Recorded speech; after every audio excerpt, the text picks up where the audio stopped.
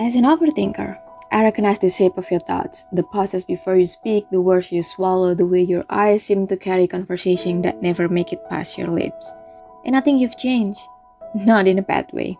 Not entirely in a good way either. Just differently. Like someone who once touched fire and learned to fear their own hands. I think you're tired.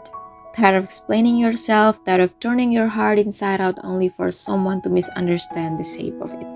So now you let things be. Whatever happened, happened. Whatever people believe, they believe. You no longer chase clarification, you no longer fight for understanding, because somewhere along the way, you started asking yourself, what difference would it make? If they understood, would anything change? Would they stay? Would they see you differently, or would the story end the same way? Just with more words scattered across the floor. Maybe that's why you stopped trying. You know you're not the main character in everyone else's story. You are only a passing chapter, a supporting role, a name mentioned briefly before the plot moves on.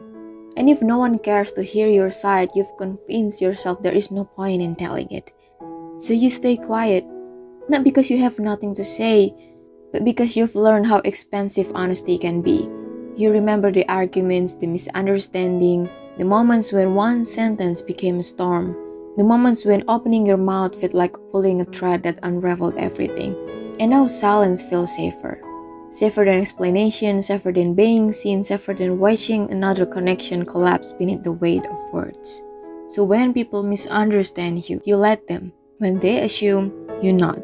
When they write stories about you that are missing entire chapters, you don't correct them. You simply watch. And perhaps that is the saddest part. Not that you stopped speaking, but that you once had so much to say, and somewhere between being unheard and being misunderstood, you decided that silence was easier.